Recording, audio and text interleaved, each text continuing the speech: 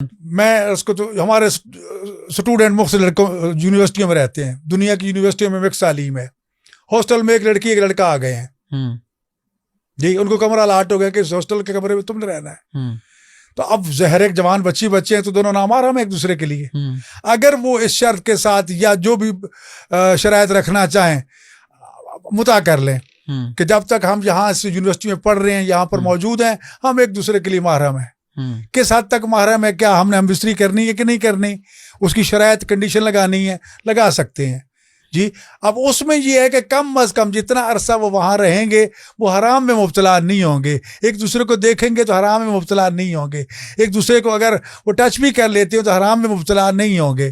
کیوں؟ اس وقت وہ اس بندھن میں بند چکے ہیں جو قرآن کریم ہمیں اجازت دے رہا ہے. ایسے کئی چانسز ہو سکتے ہیں.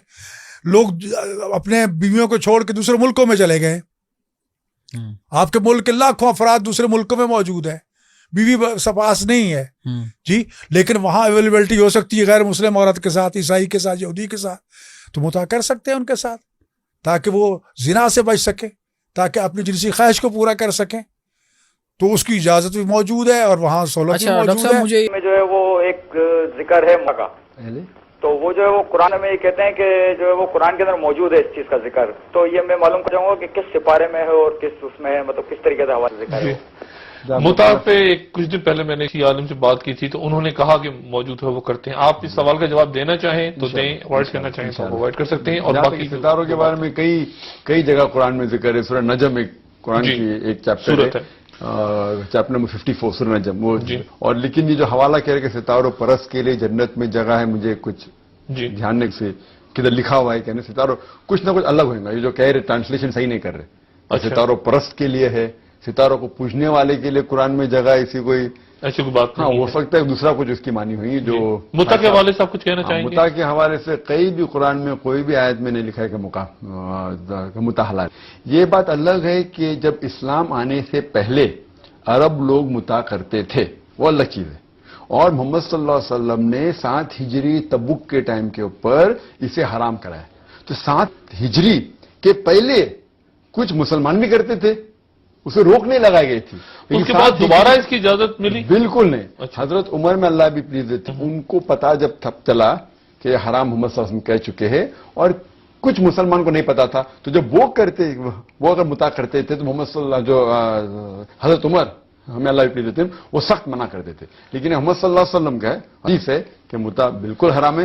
کوئی بھی قرآن کی ہمارے شیعہ علماء ہیں اور پروگرام دیکھنے والے ہیں، وہ یقیناً اختلاف کریں گے آپ کی اس بات سے. ایک بھی آپ ورس دکھائیے قرآن کے ورس میں نہیں. جیسے میں نے پہلے کہا تھا کہ کوشش میری یہی ہے کہ کوئی ایسی بات کیونکہ پوری دنیا میں پروگرام سنا جا رہا ہے، نان مسلم بھی سن رہے ہیں، تو ایسا ہم ایشو نہ چھیڑیں جو آپ نے جو شیعہ حضرات کے حوالے سے مطاع کے بارے میں ذکر کیا تھا جسے کہ بعد میں حرام قرار دے دیا گیا، مہربانی فرما کر اسے ذرا واضح کر دیجئے. دیکھیے، نکاح جو ہے وہ جس کو ہم جائز کہتے ہیں، وہ نکاح میں نے آپ سے عرض کیا وہ پوری زندگی کا ایک معاہدہ ہے. اس کے اندر یہ نہیں ہے کہ لمیٹڈ ٹائم کے لیے آپ نکاح کر رہے ہو. لیکن مطاع وہ ہے وہ عارضی وقت کے لیے، اتنے وقت کے لیے، سال کے لیے، 2 سال کے لیے. اب اس کے لیے دلائل کو دیتے ہیں.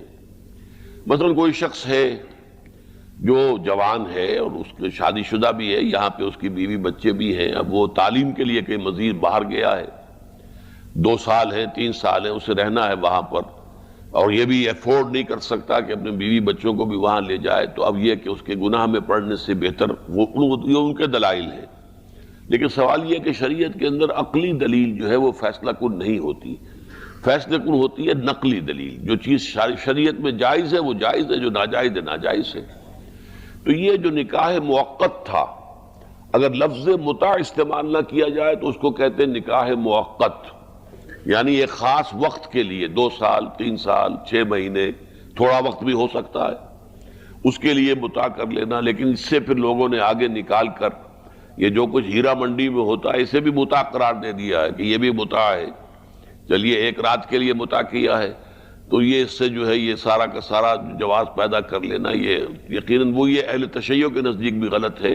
لیکن یہ کہ وہ تو پھر جب کسی قانون کو آپ نے جا کر تماشا بنانا چاہیں تو میں نے پہلے بھی مثالیں دی ہیں، طلاق کے معاملے میں بھی تماشا بن سکتا ہے. خذوا قرآن میں الفاظ آئے. تو یہ متع جو ہے یہ ان کے نزدیک ایک نکاح ہے معین وقت کے لیے. اسلامی شریعت میں اہل سنت کے نزدیک یہ حرام مطلق ہے، اس کو اللہ کے رسول نے حرام قرار دے دیا تھا. نکاح ایک ہی ہے، وہ وہی ہے کہ ساری عمر کے سنجوگ کا بعد میں نہیں کسی وجہ سے بنی اور طلاق ہو جائے، لیکن نکاح کے وقت جو ہے اس نکاح کا صحیح ہونا ہی اس کے ساتھ مشروط ہے کہ نیت ہو پوری زندگی کا نباہ کرنے کی. اور دوسرے جو ہے وقتی یا عارضی جو نکاح ہے وہ اسلام میں اہل سنت کے نزدیک حرام ہے. البتہ اس کی حرمت کا علم جو ہے عام طور پر زیادہ شائع نہیں ہوا تھا، تو حضرت عمر کے زمانے میں پھر سختی سے اس کو نافذ کیا گیا.